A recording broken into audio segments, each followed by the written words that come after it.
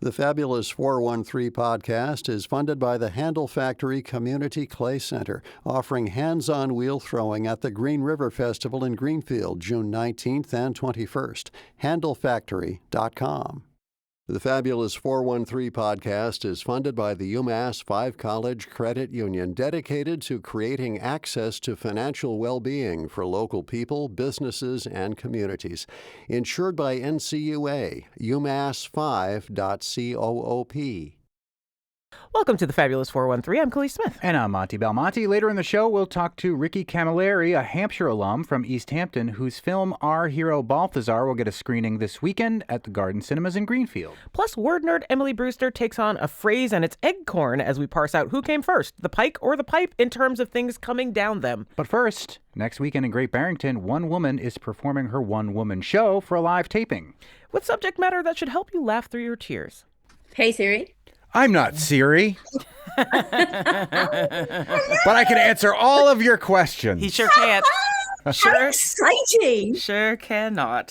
Welcome back to the Fabulous 413. Alison Larkin is the best-selling author of The English American, an autobiographical novel about an adopted Englishwoman who finds her birth parents in the USA. How timely for our 250th anniversary, I guess. She is also an award-winning comedian, producer, and narrator of over 250 audiobooks, and founder of Alison Larkin Presents. As a comedian, she headlined at the Comedy Store in L.A. and has spent 3 years under Hollywood development contract with CBS, Jim Henson Productions, and ABC to star in her own sitcom. As an actress, she appeared on and off Broadway. Her wide range of voices can also be heard in countless movies, games, and cartoons, from Grand Theft Auto 5 to The Wonder Pets to Square One television, Yes, yeah, Square One. We both love Square One. We grew up on that show. Best. Alison's second book, Grief, a Comedy, became a solo show and premiered at the 2024 Edinburgh Fringe and at the Soho Theatre in London to high critical acclaim. Grief, a Comedy will be filmed for an upcoming TV special before a live audience on June 12th and 13th at the Mahawi in Great Barrington, and you can be part of that audience that will be part of this television special of Grief, a Comedy. Thank you so much for joining us, Alison. Oh, it's very exciting to be here with the truly fabulous 413. We're all right.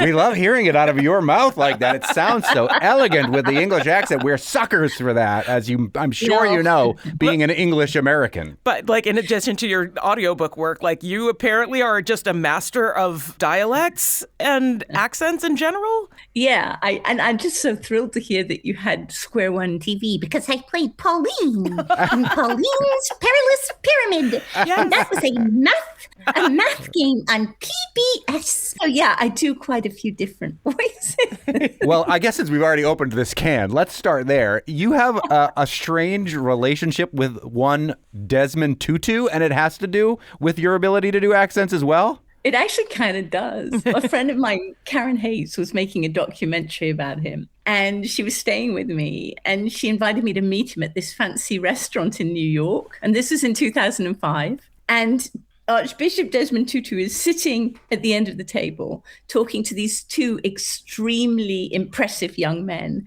And then there's Karen, and I'm sitting at the end of the table feeling really awkward when Tutu stops the conversation and he says, "I did not win the Nobel Peace Prize to listen to you two going on and on about how great you are while you completely ignore that young woman at the end of the table. Alison, tell us about you." And so I said, "Well, I was adopted and I came to America to find my birth mother, who came from Tennessee. And now I do voices and accents for a living." And he said, "Did you have a good adoption?" And I said, "I got lucky.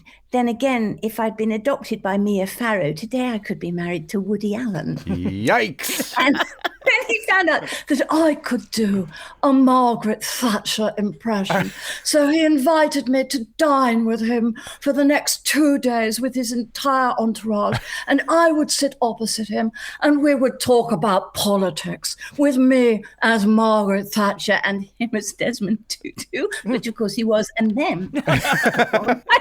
But then at one point, he became very still and he said he wasn't sure why, but he wanted to tell me something very important. And he said, "Alison, I want you to remember, I can't control what happens to me, but I can control how I respond to it."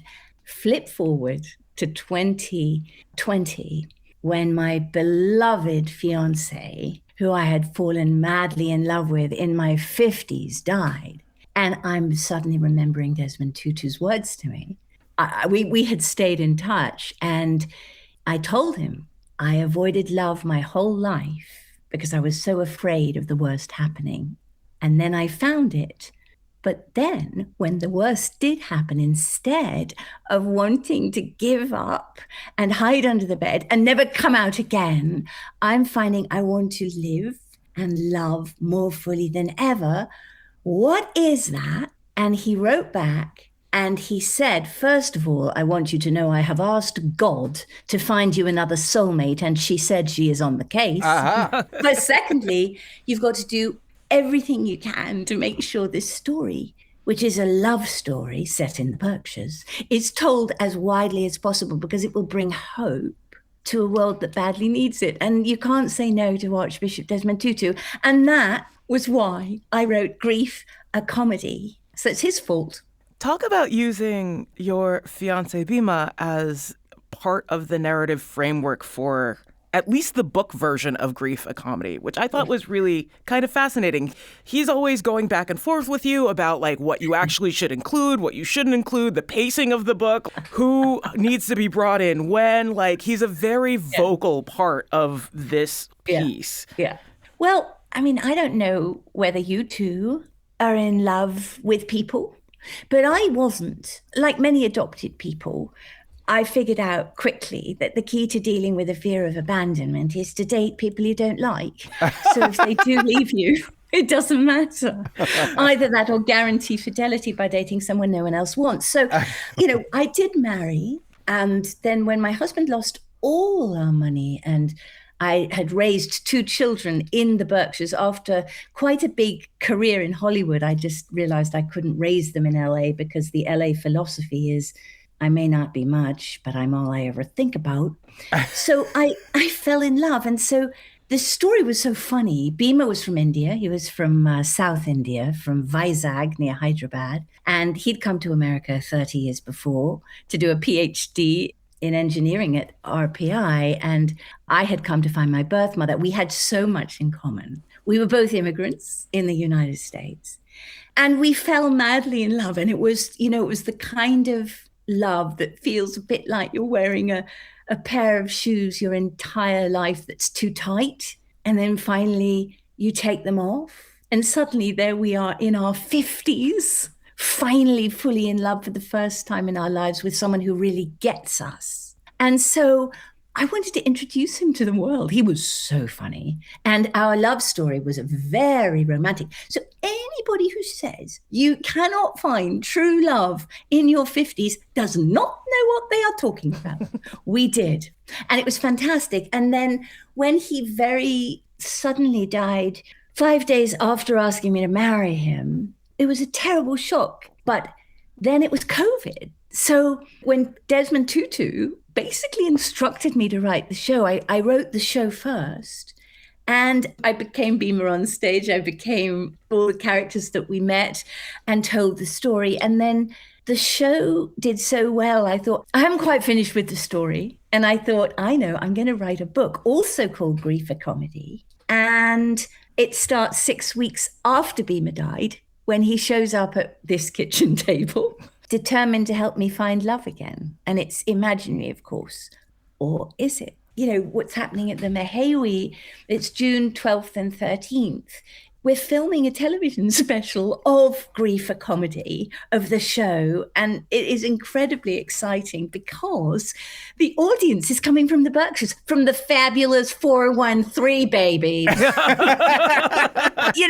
it all happened here. I mean, they said, do you want to film this in LA? Do you want to film it in New York? And I thought, no, I want to film it at the historic Mehewi Theatre in Great Barrington because it's so beautiful. We've got an amazing producer and director. Scott Floyd Lockmus is directing it, and he directed Barbra Streisand Back to Brooklyn. And now we've got all these people coming, and they're going to be part of the show. The show is Grief, a Comedy, and we're speaking with Alison Larkin, the person behind this show that will be at the Mehewi on June 12th and 13th. You've performed this all over the place at the Edinburgh Fringe Festival. You have written a book about this as well. And everybody experiences grief in their own way. And I think even the title is the kind kind of way that I experience my own grief. But I'm interested to hear about the feedback you've gotten from other people who've gone through the grieving process and experienced your show and what impact it has had on them. Well, this is why I'm doing it. It's the real reason why I'm doing it. Because everybody keeps saying that they come out feeling uplifted, feeling full of hope. And the reviewers kept saying it leaves you believing you really can find joy after loss, because you can. Of course, everybody grieves in different ways. And I'm just finding that a lot of the people who are coming are telling me, well, I got a letter yesterday, an email from a woman who said that, she lost her husband 4 years ago and she'd just given up and said, well, that's it. Then she read Grief Comedy and she said, now I'm dating again and I think I've met somebody new and I'm daring to do it. Because here's the thing. The other reason I wrote it was I thought, what do I really, really want to say to myself and to everybody else? And the answer came immediately in some very short lyrics to a song. And I'm not going to sing to you. Well, I might. It went like this. Don't waste your time. Life's short and you're alive now. Don't waste your time. Each day you get to choose how you will spend it. Don't waste a minute, because tonight might end it. Don't waste your time. And that's the gift of sudden loss, is that you suddenly go, oh my God, I have a choice in how I live my life, because it really could be gone tomorrow. And so the response has been amazing, and that's why I'm still doing it. But this will be the last performing of my show, because I was offered a New York run, and I thought, I don't really want to perform it 8 shows a week. I'd like to do a television special. And then this amazing thing happened, and suddenly I am. So it'll be the last time I perform this live. Do we know where it will be on television yet? We don't yet. We can't say anything quite yet, but we can say we're looking at 2027. And if they want to know, they can just Google Grief for Comedy, and it'll be definitely very visible when it does come on. I feel like there's definitely some parallels between memoir on stage and stand-up. Can you talk about some of the challenges about putting your story on stage in those two contexts? I love that question. It's always interested me. My first solo show was based on finding my American birth mother in Tennessee. I played myself, my English adoptive mother, and my American birth mother, who was her diametrical opposite in every single way. What I did then was I combined stand-up comedy and theatre, because my background was in classical theatre in England. And after finding my birth mother, I became a stand-up comic, because what else do you do? And I wanted to combine England and America, stand-up and theatre. What you really want is you want people to be hugely entertained. You want them to be on the edge of their seat of what's going to happen next. And I think the good thing about stand-up is you can say anything you want as long as you can figure out a way to make it funny. I thought, well, how can I tell this story? What I'll do is I will combine stand-up and I'll combine theatre and a little bit of storytelling. And it's an interesting format and people seem to love it. So I'm doing it. But, it is true. I don't know who said this. You might know. Somebody said, if you want to tell people the truth, make them laugh first or they'll kill you. Wow. I like that quote. I don't know who said it. I don't know who said that, but I love it. I'm going to look that one up. And we're speaking with the creator of Grief, a Comedy, who had to go through the grief and has created the comedy, Alison Larkin, that will be performed before a live audience on June 12th and 13th at the Mohawee in Great Barrington for an upcoming TV special. And you were saying before, Alison, that life is short and don't waste any moments. And you are an audiobook voiceover professional. And I'm now asking for your permission to listen to audiobooks at 2 times speed. Oh my God, this man. Which drives people nuts. But I feel like I could listen to more audiobooks and waste less time if I do it at 2 times speed. As somebody who is the voice for so many audiobooks and who's created your own audiobook company that focuses on maybe underrepresented authors in the world of audio. I feel like this undermines the general care that you've put into the many voices, the many characters that you bring out. Alison, can I do this in good conscience? You can. And don't tell anybody, but I do it too. Yes! I also talked to my author friends who have said, yeah, I totally do this all the time. Like, I know Ira Glass listens to podcasts at like 2 times speed. So if all these people are doing it, I feel I'm in good company. There's so many books to listen to. Exactly. I mean, I narrated the complete novels of Jane Austen, which is an That's a lot. 81-hour audiobook. 81 hours. So I'm going to do it in 40 and a half. I love it. That's still a week. And if you're somebody who wants to know what's going to happen next and you don't have a lot of time, and obviously you're a busy guy, I say do what you want.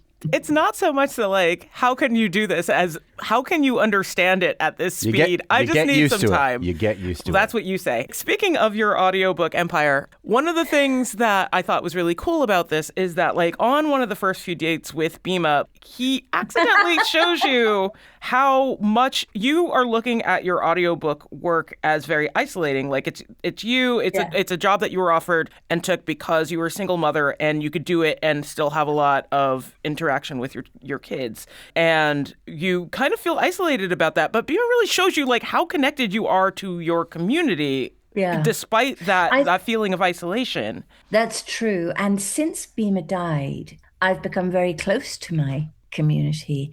I think he brought me alive. I think that I'd spent many years supporting 2 kids by narrating, I think, over 300 audiobooks in total. And, you can't talk to anybody else. You're in a recording studio, as you know. It was Jane Eyre, and it was The Secret Garden, and it was, all these Charles Dickens, these great novels. But Jane Eyre had Rochester. Elizabeth had Darcy. But what about me? The way that this all started is I went down to the coffee shop one day going, I really do need to hang out with human beings and not just a microphone and fictional characters. And I went down to Stockbridge Coffee and Tea, which, by the way, is the very best coffee shop in the world. Mm-hmm. And I started to hang out, and there was this older couple there, and they were really happy together. You could just tell. And then about 6 months later, I found out that he had died. And I somehow plucked up the courage to say to the woman, I have avoided love my whole life because I was so afraid of the worst happening. And I didn't want to suffer the way you are now. Was it really worth it? And she said, yes.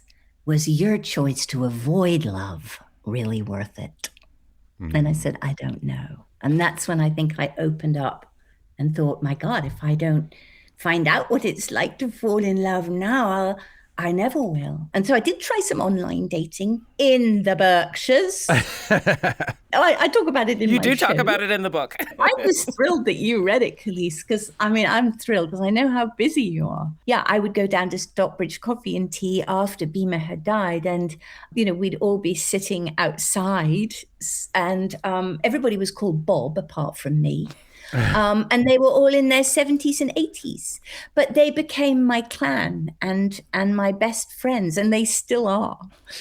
I've also realized that the only thing that matters in life is love, and that we have to connect because it's only in connection that love can find expression. So I, who had been a bit of a hermit, I still am a little bit of a hermit, but I really do make the effort to connect with people. And I think that's what we need to do even more, especially because we're all behind our phones all the time, aren't we? We're on a screen or we're behind a phone and we're not looking at each other. We need to look at each other. There's another song in my show, turn off your phones, stay close, make love, relax, take a break from the facts. If she dreams of Peru, tell her you will go too. The antidote to division is connection. And so I learned that on a personal level. And I think that's one of the things that's most exciting about this show, because people are coming from all sorts of different political backgrounds, different ages, different races, different beliefs. But what do we all as human beings have in common? We all love, we all lose people, we grieve, we find ways to move forward. And so what's been exhilarating for me about this whole experience is that people have been coming together. And because I don't care what anybody thinks, obviously, because I've been able to speak honestly about this, other people are too. And they're opening up and they're saying, well, I've never really talked about it, but actually I do have dinner with my dead husband every night, you know. And people are connecting with, you know, they have a continuing bond with people they've loved very deeply who have died. And they've always felt a bit embarrassed about mentioning it, but they're not when they come to the show. And it's very exciting. The show is Grief, a Comedy. It will be performed for the last 2 times at the Mahawi in Great Barrington on June 12th and 13th. It will be filmed as a TV special to debut sometime in 2027. More details forthcoming. And we have been joined by Alison Larkin, the performer, comedian, actor, author from Stockbridge now, who is behind Grief, a Comedy. What a delight to talk to you, Alison, and what an important work that you've brought to the stage and to the page. Well, I hope you'll come. You are both invited. And everybody who's listening is invited. And they should book soon because the good seats are going quickly and I think it's going to sell. But I hope everybody who is listening will come. And it's a pleasure to meet you both. I'm a big fan, so yay. We're lucky to have you. Yeah. As an aside and a last thought, what's the hardest accent for you to do? Well, I don't know. I don't know, really. I guess one that I haven't heard before. But if I can hear, I'm doing Irish. I don't know why. I really don't know. But I can do each accent, but I have to be able to hear it for about a couple of minutes first. But so far, I haven't found anything too challenging. And I want you to know, I do Brooklyn in the show. Oh. But I won't do it. Do you have a favorite accent to do? Do you know, I actually think I love doing the Southern accent. You do it so nicely. My grandfather was from the South. Yeah, it's genetically I think built in there. If I hadn't been adopted, if I had been kept my birth mother, I'd probably be talking to you like this right now. But then you would have had to go to Christian Coalition meetings. Yes, I would, honey. Yes, I would.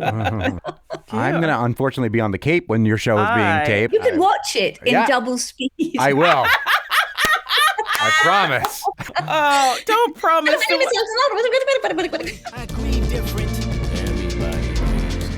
And the quote that Alison Larkin used earlier, we did look it up. According to Goodreads, if you want to tell people the truth, make them laugh, otherwise they'll kill you, is Oscar Wilde from The Picture of Dorian Gray. Which is accurate in a lot of ways. Let's not look too far into that. Yes. Speaking of other dark approaches, we'll speak with screenwriter and Hampshire alum from East Hampton, Ricky Camilleri, about his film Our Hero Balthazar, which is getting a showing this Sunday, June 7th at Garden Cinemas in Greenfield. And up next, we use 2 vessels to send things along. But which came first? Word Nerd Emily Brewster goes down both the pipe and pike with us to find out. You're listening to The Fabulous 413 on 88.5 NEPM. The Fabulous 413 podcast is funded by Berkshire Choral International, performing British Mavericks, choral orchestral works by Britton and Smith, June 27th at the UMass Fine Arts Center, berkshirechoral.org. The Fabulous 413 podcast is funded by Visiting Angels West Springfield, providing home care for seniors and veterans in Hampden County, including Pocket RN, a virtual Medicare-approved dementia care program. visitingangels.com/West Springfield. Time for another Word Nerd segment with Emily Brewster, resident wordster from Merriam-Webster, our dictionary in Springfield. We're going to talk about a perhaps misunderstood or missaid common phrase that has to do with Route 90, running the gamut of Massachusetts and beyond. But one of our biggest fans of the Word Nerd segment is DJ Bongo Head, a.k.a. Pablo Iglesias, who texted me earlier this week. And in light of the conversation we had a couple weeks ago about different names for vegetables, said just got back from Scotland and Ireland and ran into so many different words for things. Some I knew, some I'd forgotten. Like nannies and tatters? And some new ones. Among the newbies I came upon, rocket. Have you heard that term before? Yes. Do you know what rocket is there? Rocket is arugula. Arugula. Yep. I have not ever heard it called rocket before. I've only heard Steve Martin, pretending to be Italian in My Blue Heaven, call arugula a vegetable. I haven't had arugula in 6 weeks. What's that? It's a vegetable. Thank you, Pablo. If you've got any interesting linguistic comments that you want to send to us or questions for the Word Nerd, thefab413@nepm.org, and we'll send it down the pipe or down the pike. Or both. Yeah, which one is it? I feel like It's gotta be pipe. How long has pike been used as a term for roadways? Well, I always say down the pike, not pipe. Yeah, but we're also from Massachusetts, so we have a pike to refer to, Yeah, and right. not every state has it. I'm not sure if every state has a turnpike. I don't know. But I'm also Italian American, so it could be a Super Mario thing. Yeah. I don't. Send it down the No. pipe. Pipes exist beyond. Nope. Beyond our Italian. Only Italian. Beyond our Japanese Italian plumbers. Yep. But yeah, how long has pike been used for roadways? Because I think that would determine it. Yeah, well, pike has been used as short for turnpike since the early 1800s, and it's an Americanism, and it's not really used in British English. But the term turnpike itself has been in use since Middle English. It is hundreds of years old. Okay. And, it can refer to a main road, but it originally referred specifically to one that really had some pretty severe consequences. It was a road a toll road, just as turnpikes are often now in the United States. But this one had a revolving frame and it was studded with spikes. And it would prevent traffic, especially a horse, from advancing until the driver had paid the toll. So it does. So the turnpike does have to do with the notion of it being a toll and some sort of interference on your drive. That's right. And it actually turned originally. Wow. That makes me feel like pipe may be the older one or the one that is slightly more correct. Which one is the oldest usage or perhaps slightly most correct? Down the pike or down the pipe, Emily Brewster? Down the pike is the older one. Really? Okay. So that's the one I continue to use. Yeah. And it only dates to the early 20th century. So it's about 100 years old. Okay. And it first was pretty much always used in these, the most something to ever come down the pike. For example, Sinclair Lewis in Main Street, published in 1920, wrote, "Probably he was a traveling salesman who sang tenor and fancied himself in imitations of Newport clothes and spoke of the, quote, swellest business proposition that ever came down the pike." So it's like hipster language of that era, maybe? It was informal use for sure. P.G. Wodehouse, the British writer of lots of funny, clever novels, he uses down the pike to highlight that someone is American in his books. And, it's never a compliment to be an American in a P.G. Wodehouse book.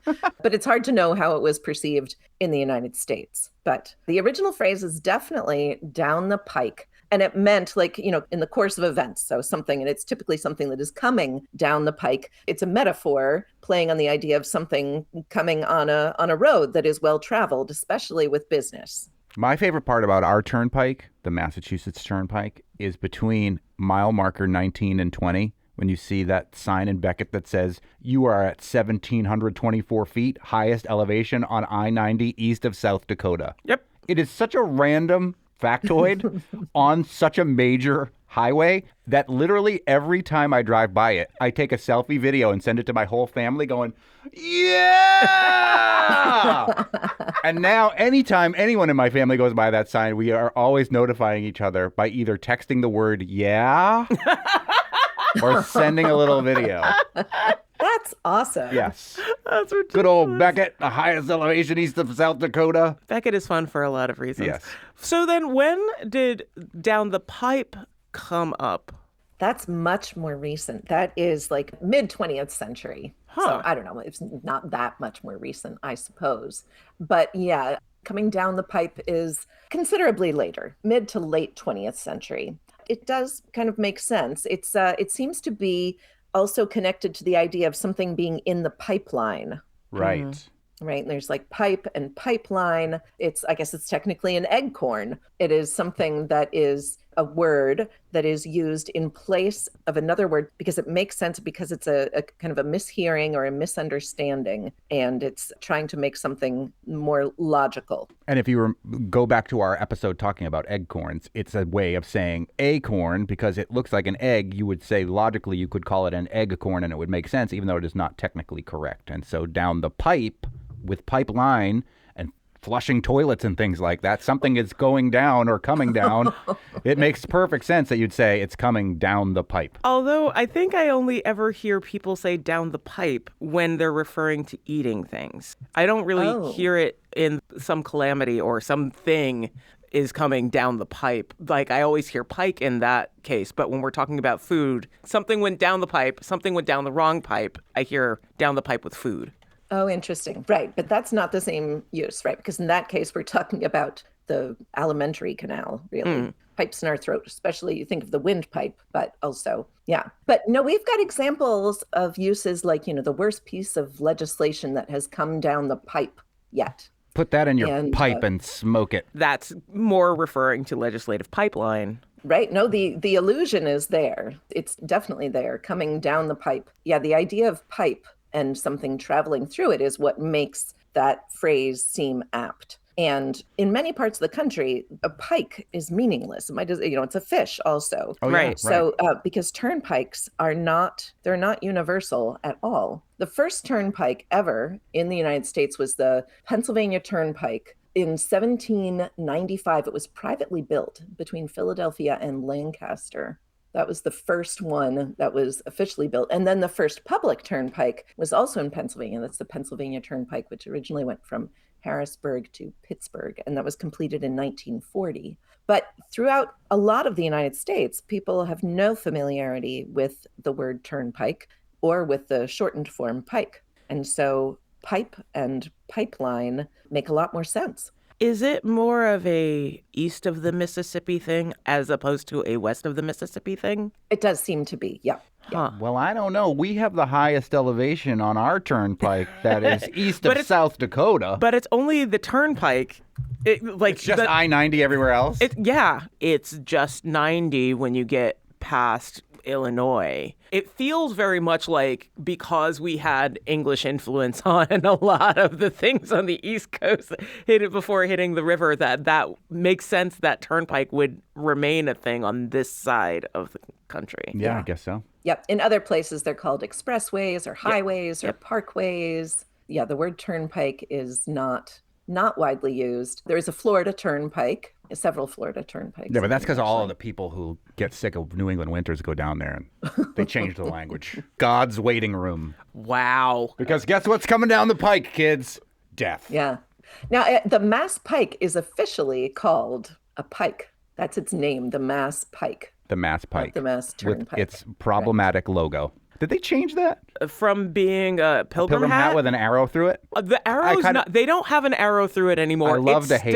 It's still the pilgrim hat, but I don't think the arrow is through it anymore. Or maybe I'm having a mandala effect. Yeah, looking it up. Mandala effect, nice. Looks like the arrow is out of it at this point.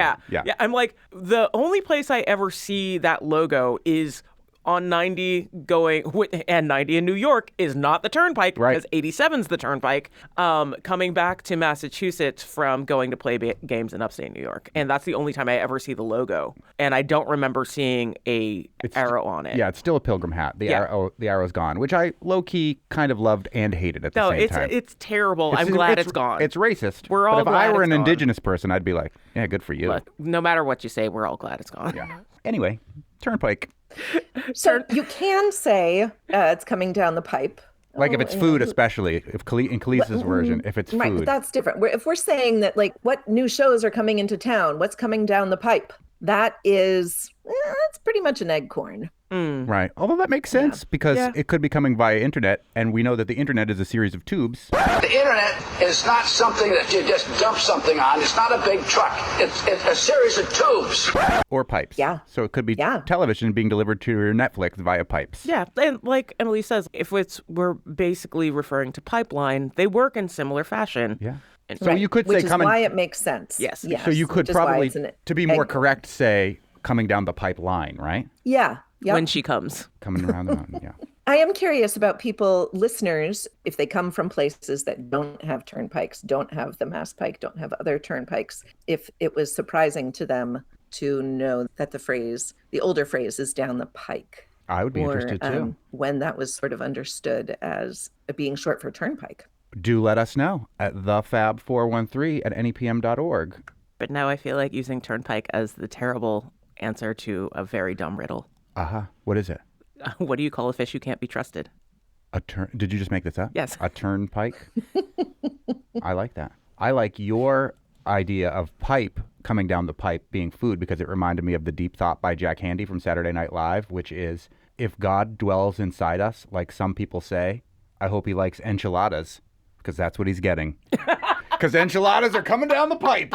Emily Brewster, more on pipe? No, that's it. That's all that's coming down the pipe. Also, if you happen to know how many states have turnpikes and which ones don't, that would be interesting. We like too. trivia. We do. Yes. And maybe if you lived like on the West Coast, you have a different way of saying this altogether that has to do with your types of roadways. I mean, expressways, which we don't really Coming have down the here expressway. as much. Yeah, Northeast Expressway we used to have, but I think that's underground now. Emily Brewster, resident wordster from Merriam-Webster, joins us every week. Thank you so much. If you've got a question for the Word Nerd and our dictionary of record in the good old US of A, send it to us and we will ask her. We will send it down the pike. Yes, we will. And the pipe. I'm going to shove it down your throat. Oh, that's terrible. TheFab413 at nepm.org. Thanks so much, Emily Brewster. Thank you, Monty. Thank you, Khalees. Such a pleasure. Now to chat with the screenwriter of a sobering take on many distinctly American societal issues throughout the perspective of two boys who find each other online in the film Our Hero Balthazar, and Hampshire alum, Ricky Camilleri. You're listening to The Fabulous 413 on 88.5 NEPM. The Fabulous 413 podcast is funded by Eastworks, 4 floors of makers, artists, and entrepreneurs located in the Mill District in East Hampton, where community happens. Learn more at eastworks.com. I just got home from soccer practice, and my son is watching The Jungle Book. Can you hear it or anything? No, is but- my audio okay? Is it the live-action Jungle Book or is it the animated one? The animated one. Oh, yeah, interesting. I haven't seen have the... not- I have we not have watched not the live-action exposed- one, but people have been telling me that it's actually really good. It was just like too old for me when it came out, and I never decided to watch I it. mean, but... the live-action Jungle Book is still basically animated, so, like... Well, I think it's a little different because maybe like they use real animals more than they use, say, for like the live-action Lion King, which is definitely still just animated. It's just CGI. How are you going to make a live-action Lion King? All the characters, all of them are animals. Right. Well, they did it. Yeah, well, Disney has a lot of money and, Yeah. like, really They did it interesting. twice. They did the first one, and then the Jon Favreau one, and then Barry Jenkins did one called like Mufasa Rises. Oh, or yeah, something. right. Yeah, They got Beyonce and Childish Gambino to do it, so I mean, come on, it's pretty... So Yeah, I look. was so happy for him. I was like, get that bag, Barry. Get your money, black take man. the mouse's money and run. Take the mouse's money and run. Yeah.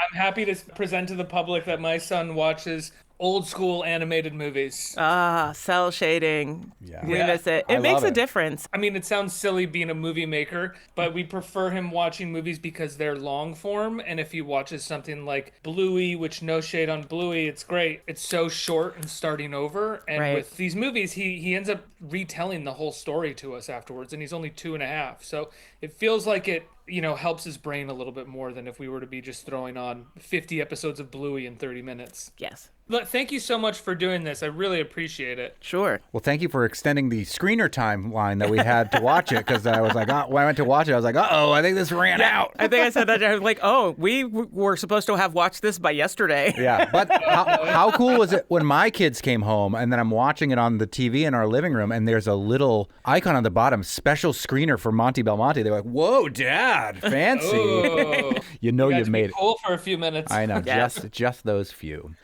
This awful country is just chasing the violence it creates. I'm having a crisis. We're fighting for our lives here.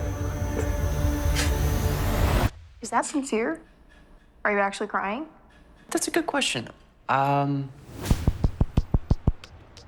Eager to impress his activist crush, a wealthy New York teenager follows an online connection to Texas, where he's convinced he can stop an act of extreme violence. That is the logline for the new film, Our Hero Balthazar. Among the film stars are Jaden Martell from It and Knives Out, Asa Butterfield from Sex Education and Hugo, Becky Ann Baker from Girls, and Chris Bauer from The Wire and Heels. Our Hero Balthazar was co-written by Ricky Camilleri. Ricky grew up in East Hampton and went to Hampshire College and is returning this Sunday, June 7th, to screen his film, Our Hero Balthazar, at Greenfield Garden Cinemas. Thanks so much for joining us, Ricky. Thank you so much for having me and helping to get the word out about the screening on Sunday. We should mention at the beginning, we're going to be talk about school violence in this, because that is a huge tenet in what this movie is about. So consider that fair warning. I'm still processing this movie. It's really I heavy. got out of it and was like, I genuinely don't know what I am feeling right now. I feel like that's a compliment because I'm still trying to really process. This movie is very intense. for two people who are feeling very intensely in very different ways, that emotion definitely pops off of the screen and leaves you with some questions in the end. So, like, fire away. I'll say that you're not alone before you fire away. A better way to put it, I guess. Sorry. The Hollywood Reporter has described it as alternately disturbing and brutally funny. Variety calls it a screw-loose buddy movie for our times. I don't know if I feel okay about either of those quotes. They're good quotes. Yeah, there's certainly some humor in it, but that makes it seem like this is a last-minute riot, and I don't think that it is. That's an interesting takeaway. I mean, you guys watched the movie on a screener at home, and we have found that the home viewing experience for people is different than the theatrical viewing experience, where there's something about the permission that an audience gives you to laugh at certain things that opens up a lot more of the humor. Whereas we find often, not always, but often when people watch the movie Home Alone, that it's a more disturbing experience. The movie Home Alone is a disturbing experience. I mean, Well, there are so many times they would die in that movie. If you're disturbed by Home Alone, then I feel like our movie is going to get you in a padded cell. Yeah, I think that's true. And the movie is Our Hero Balthazar. And we gave a little description about it, but tell us about the hero Balthazar and the character that you co-created with the director as the scriptwriter for this, Oscar Boyson. Well, Oscar Boyson and I, who's the director and co-producer with me, we've known each other since we were 17 years old. We actually met at a summer camp for film nerds at Boston University. We're both New Englanders. He's from Maine. And with this film, we created a character that felt a little bit like something we were seeing on a regular basis online that we were both absorbed and shocked by. And it's not just teenagers that do it, but those who kind of take policy and subjects and feelings that we have sincerely and genuinely and concerns about, and twisting them into monetized outrage or monetized emotional content. Oscar and I have a hard time writing about anything that we are not appalled by ourselves. Yeah, and it is appalling. The virtue signaling, the use of social media to try to gain attention, even if it may be for a cause that is good, is as disturbing in some ways as the motivations behind what it would take to create these extreme acts of violence, both of which are discussed in this movie, Our Hero Balthazar. Yeah. Sounds like you got the movie. Yes! I mean, it also deals with some really interesting points of manipulation. There's emotional manipulation by the main character the whole time. There's like moments of manipulation you see with his mother, with the friend he makes in North Texas, and that person also kind of is trying to figure out how to do the manipulation he sees his dad do. Talk about that aspect of control as an important plot point for this movie. I think what it boils down to is that the life that we lead online is one that is inherently transactional.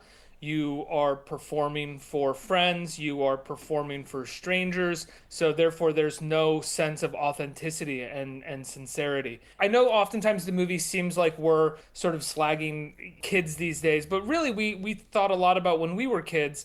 And one of the things that I was obsessed with, and I think Oscar was as well when we were kids, and it's a part of forging your own identity, is authenticity. What feels authentic to you? What feels real? What feels sincere? And we talked a lot about how impossible it must be to parse through and find that when your daily life is so engaged with transactional relationships, insincerity, outrage. And so Balthazar, in some ways, is such a product of that he has no personality. He has no authentic feelings. He is simply engaged in inauthentic means of expressing himself. And part of that also means that because he's a teenager, he's unaware of it, right? So that's one of the ideas behind his character in the movie, is that he's not some master manipulator. He is in some ways a sociopath, but he's kind of like a real sociopath, which is that he's not very good at it. You know, I think that's one of the common myths presented in movies and story all the time, which is that sociopaths are like inherently good at manipulation. But the truth of the matter is that they're usually not, because they can't read social cues that well.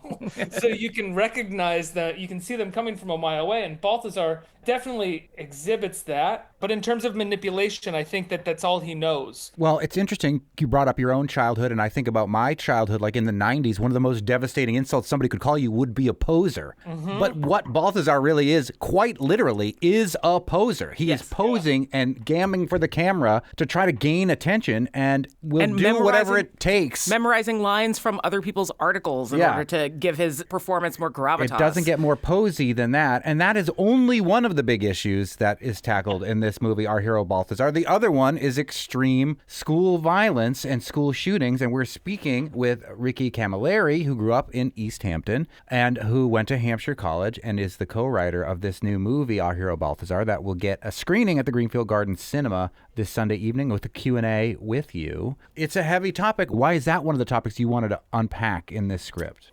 Well, it was inspired initially in the wake of the Uvalde shooting. There was an FBI report that came out that had a little detail in it that the shooter would often direct message people that he didn't know around the world, and he would try to just get their attention, whether it was like, hello, how are you, or a sadistic video or image, just to, try to get a rise out of somebody. And on the morning of the shooting, he actually DM'd a 13-year-old girl in Germany, and he said, I just murdered my grandmother. He used more gratuitous language than that, and I'm gonna go shoot up my elementary school. And the girl responded, and she didn't know him. She'd never really received many messages from him before.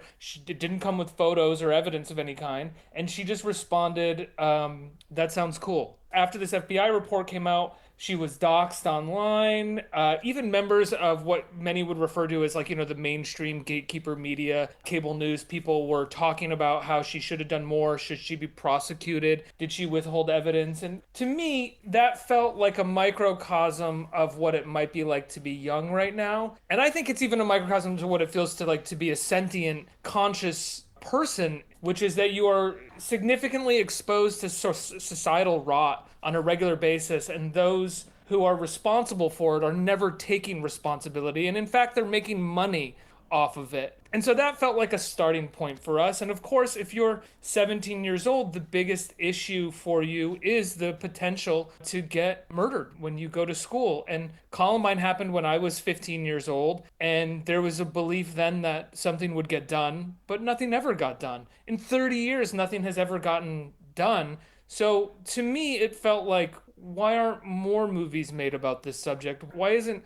more angry, cynical art made about this? Because it feels like a dereliction of duty to make a political film, be it a comedy or a thriller, and not touch on that subject. And we really wanted to make an American movie. We wanted to make a cynical American movie that expressed how we felt. That to us felt like the third rail topic in America that has once again kind of just been swept under the rug, especially in the wake of Uvalde, which it felt like after Sandy Hook, something could get done, and we had many months of policy discussions, and then nothing got done. So the anger kind of fizzled. And then after Parkland, those amazing kids organized the most attended rally in American history, and they were paraded out in the media as saviors of some kind, and then nothing was done. And then Uvalde felt to me like no one was even going to try. That happened. It was so tragic. It was so heartbreaking. And it felt like right away, this country, that's it. We're not even going to bother saying that we're going to try to do anything about this. It was such a cynical, devastating, heartless response to a solely American tragedy that we can do something about and never have, that people felt like they had to start telling stories about it in a different way. That is Ricky Camilleri, who grew up in East Hampton, went to Hampshire College, and is one of the co-writers of the new movie Our Hero Balthazar, which will have a screening in his home neck of the woods at the Greenfield Gardens Cinema this Sunday, June 7th. Were the class politics always a part of this script? Yeah. Because it's a really important thing. And makes it feel that much more of a uniquely American story. Yeah. Exactly. I mean, that was the other thing to us, is that if we were going to tell this story, well, it firstly started with if the first impetus of the film was, what if a kid received that message, like the girl that I referenced in Germany, and decided that they were going to do something about it? Well, how would he have the practical means to do that? How would he be able to get away with doing that because no one is paying attention to him? And then the idea that this person who has the time and the education and all these sort of things to sort of preach a conscience online but doesn't have one felt indicative of the wealthy class. And so for us, it started as a practical thing, but then it definitely became kind of symbolic. If you're going to make an American movie of this nature, why wouldn't you address class? And as much as I just said it feels like school violence is the third rail, really, I think the third rail topic in American society, as far as entertainment is concerned, or works of art, is class. You oddly don't see it that much. There's a reason that movies feel so far behind the culture, and it's because I find the culture online, at least, is so willing to have conversations that are actually reflective of the lives that we lead, and movies have really, I think, left that behind. And Monty, like you said, you grew up in the 90s. I can count on, one hand immediately the movies in the 90s that weren't afraid to broach transgressive subject matter at that time. And it just feels like movies have become very limited in the stories that they can tell. Although I will say we're living in a hopeful period of filmmaking where maybe it's not addressing the bigger societal ills, but with people who aren't part of the big Hollywood studio system are having a major impact, as evidenced by this weekend when a small indie movie based out of YouTube kicks the Star Wars franchise to the curb for the #1 box office, with Obsession beating out The Mandalorian and Grogu. So smaller films like Our Hero Balthazar have a chance of getting seen by a wider audience, even in theaters like we used to in the 90s, which is inspirational to me. Backrooms is based on more than just YouTube. It's not Backrooms that I was talking about, it's Obsession. Well, yeah, I mean, I've seen both Backrooms and Obsession. I like them both. They are horror movies. They are the most marketable version of a movie that you can get out into the world. No shade on those guys. They did great work and they fully deserve their success. Whether or not that is hopeful for other independent films that don't adhere to a very strict genre, that remains to be seen. I did really like that Obsession had a lot of humor in it. I laughed a lot during that movie.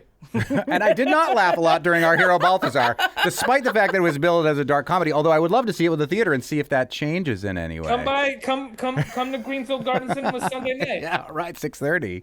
What was your Div 3? What was your final project at Hampshire? Oh, that's a really nice question. RIP Hampshire College. It was a beautiful place to do my undergrad. Not that I did a master's. I made it sound like I have a PhD. No, where I went to college. My Div 3 was a short film. It was a 40-minute film. It was called If You're Serious. I wrote and directed it, and it was about young unrequited love. I don't know, that sounds like it was like Say Anything or something. I think it was a little more, I love Say Anything. Oh my God, I love that movie. It was a little more of a bitter pill to swallow than that, if you could imagine after seeing Our Hero Balthazar. But along those lines, like, this film it's dark, it's intense, it's got a very interesting soundtrack, I thought. How do you think that experience of really working and honing in on a film in your early 20s has shifted into how this vision appears on screen for Our Hero Balthazar? Like, what's changed about your style? Well, I was 22 when I made my Div 3. I'm 42 now. I had a lot of years in between where I didn't actually work on movies. I worked in media. I was a host at HuffPost Live, and then I was a host on this thing called Build Verizon, where I did like celebrity interviews. I did that for about 10 years. And when the pandemic started, I started writing, and I was very fortunate that my friend for about almost 30 years had been producing movies for a while. He produced Good Time, Uncut Gems, Frances Ha, Mistress America, and so he had a lot of experience. He's an incredible producer. Talk to anybody in New York City, he is one of the best producers that you can find. He's a real inspiration. And he wanted to write a movie with me. So really, I had to relearn how to do the whole thing. What I learned as a writer is that you're never done.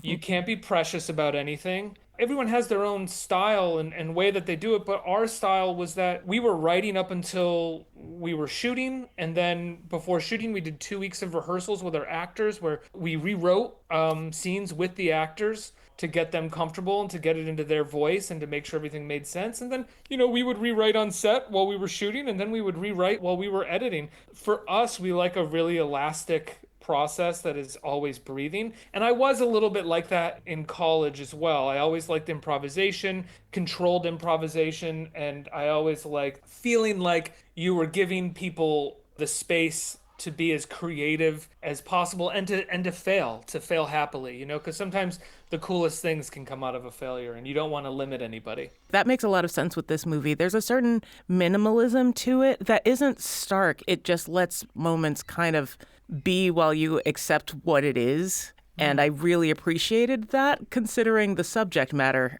Yeah, I feel like for us, it was really important that there was nuance to the subject matter and that it wasn't a finger wag and it didn't feel like parental. When we talked about movies about teenagers that we loved, those movies all felt like they were in it with the teenagers. And I think as offensive maybe or transgressive as our teenagers may be in this movie, you feel like you're in it with them. We're not viewing it from like the adolescence show standpoint where we're watching them from afar and kind of criticizing them and judging them. That was part of that breathability. That was like giving all of them space to have some kind of justification for the audience, or at least emotion for the audience. I think that you sort of feel for at least one of the boys by the end of the movie. I think you feel for both of them in your own way, and despite the fact that they are both kind of sociopaths in their own way. Yeah. And I think that's not an easy thing to do in a movie, which makes this movie so interesting and complicated, and it is beautifully shot. It's really, really well acted. Jaden Martell, who even my kids knew by name, is probably the marquee person. He's Balthazar, but you got a bunch of other great actors in there that you may know or recognize, like Chris Bauer, and then a famous last name that you will recognize for sure in Anna Baryshnikov, who is the daughter of Mikhail Baryshnikov, right? Yeah, and she's amazing. She did, I think she did one day. She flew down to Texas for one day, and she was amazing. She was so much fun. She's a friend now. She does Q&As with us, and she loves the movie. And for my money, she's going to win an Oscar one day. She's one of my favorite actresses working. She's incredible. You know, Asa Butterfield as Solomon. This was heartbreaking. Yeah, and this was, he's from the UK, so this was a big chance for him to prove something, and I think he really did. It's an incredible performance that nobody sees coming, and a lot of people see the movie and they don't really even realize it's him until the credits at the end of the film. It's a murderer's row of character actors. Chris Bauer has been one of my favorite character actors since The Wire season 2, where I saw him as Frank Sabaka, and Jennifer Ely from Contagion, a Tony-winning actress in New York City, and Noah Centineo, who from Black Adam, he's now going to be Rambo. Came aboard the movie and lent his name to it. He's really shot for a day, but his name really helped the movie take off. Just an incredible assortment of actors. We were so lucky. There's an aspect to this that feels almost like charity tourism, if that makes sense. Charity tourism or poverty tourism? Both. And it's very interesting because, like, as Monty said, we feel for both of these kids, but especially as someone who grew up with no money, if you had any part of those experiences, one of these kids can escape from this and the other one cannot. Mm-hmm. And that struggle between the two of them, because one knows that they have to struggle and the other one does not, builds this other very interesting tension. Mm-hmm. Because there's different ways in which they both have power, and when one gives like his form of empowerment to the other one, it creates this shift. But the kid who has money kind of comes out. I'm ruining it. I'm doing spoilers. I get what you're saying. Yeah. That was part of it. I do think that Balthazar is playing with charity tourism. I don't necessarily know if the movie is. And in terms of poverty tourism with Solomon, allow me to push back a little bit. Okay. Because I do feel like with movies, we are so used to the character in poverty being virtuous and saintly. Mm-hmm. And it was important for us to not do that. Right. I grew up, I would say, lower middle class, and then maybe middle class as I got a little bit older. I don't know if you remember East Hampton, even really Northampton back in the day in the 80s and 90s. It wasn't what it is now. Not to say that it was like impoverished or anything. It certainly wasn't impoverished. But it was important to us that we didn't present a holier than thou, saintly boy who was living in poverty, because that to me feels like poverty tourism. Right. You're not coloring in the shades. You're not providing nuance. You're not challenging the audience a little bit. That's one way that I feel we skirted out from being poverty tourism. And also, that trailer park, and whether this stopped it from being poverty tourism, I'm not really sure. I feel good about it. But that trailer park that we shot the film at, that's a real trailer park. All the people who live in the trailer park are in the movie. And it was an incredible experience being with them. And at the same time, those people who live in the trailer park, they are all the ones saying no. Right. to when he's trying to sell him supplements. So it's not like there's this sequence where our lead in this scenario is walking around selling bunk supplements to like dumb poor people. They're all like, get out of here, kid. You know, they have lives to lead. And that was something that we really felt while we were in this park, which is that this was a community. And we wanted that to be part of it. You know, whenever you see trailer parks on screen, they're rural, they're stereotypical, and we wanted this to feel like suburbia, because I do think in some ways that the American trailer park has kind of become the new suburbia in America. It's where people can barely afford to buy a home at this point. And so that was kind of important to us. But we have gotten the label of poverty tourism a couple times, and I always wonder why we get that and not something that provides unnuanced or virtuous characters, like, you know, don't get that. It's always interesting to me that if you create a character, what feels to me like a three-dimensional confrontational character who happens to also live in poverty, which I think is very truthful, you know. But if you think about like the book Why Zebras Have Ulcers, right, which is an incredible book about poverty and how it creates stress factors and how those stress factors become generational for families. Like a lot of what that talks about is that people who live on the margins, who live in poverty, sometimes can be very abrasive and confrontational and make the wrong decisions. And that has a factor to do with how they grew up, but also having to do with the stress of being poor. It can be very, very hard for a lot of people when you're living like that to make the same decisions that a middle class, upper middle class, wealthy person, you know, has the opportunity, has the luxury of time to make the right decisions. And again, that is not a generalization about everybody that lives in poverty. That's just often what studies have shown for what poverty does to the brain. Right. Just as a clarification on my end, I think Balthazar does both. I don't think that Solomon does it at all. Tourist. He's the tourist in both cases. Yeah, and I thought that the nuance with Solomon was really lovely. He struggles with this. He struggles with his rage. He struggles with his relationship with his dad and this possible friendship, which is the first he may have ever had. I thought that was a really beautiful nuance to put in there, but Balthazar's almost like fourth wall perspective on it was really fascinating to watch during this movie. Yeah. Suffice it to say, this is a very fascinating movie that goes deep and leaves you wondering and wanting more and asking lots of questions and brings up a lot of really, really important issues. And you have an opportunity to see this. It's had a multiple weeks run in New York City. It's been really well reviewed by major critics. It's got a great Rotten Tomatoes score if any of that matters to you. But know that it was written by a kid who grew up in East Hampton, went to Hampshire College, and is coming back for a screening of his movie, Our Hero Balthazar, this Sunday, June 7th at the Garden Cinema in Greenfield. Ricky Camilleri, thank you so much for joining us today. Of course. I apologize. I feel like I ranted a little bit. No. This movie rants in its own way, and we want you to rant too, and I think it's ranting in all the best ways. Yes. Thank you so much. On the next Fabulous 413, you've heard some about 413 Gives, and we're going to talk to the folks at the helm of the organization that are leading this effort of giving. To hear from Megan Burke of Community Foundation of Western Mass, Kara Mikulich, so sorry, and Maeve O'Day of the Berkshire Taconic Community Foundation, and NAPM's own president, Matt Abramovitz. Plus, our weekly chat with U.S. Congressman Jim McGovern. If you've got a question for the congressman, send it our way, thefab413@nepm.org. We can finally make the big announcement we've been teasing. I'll even do the fund drive that it's been finally announced. You are hearing Billy Bragg and Wilco from their iconic Mermaid Avenue album, which has never been performed live until the Friday of Solid Sound. And we're going to be broadcasting it. The exclusive festival live stream of Solid Sound, Billy Bragg and Wilco on Friday night, and the Wilco performance on Saturday night, the Sold Out Festival. You'll be able to hear it right here on 88.5 and at NEPM.org. I'm Monty Belmonte. I'm Khalees Smith. We'll talk to you tomorrow on the Fabulous 413. The bridge collapse in Baltimore 2 years ago happened in part because it and dozens of others like it were not built for the ships of today. The largest vessels that we see, 1,200-foot container ships. Until you stand up next to one, it's tough to grasp how big those really are.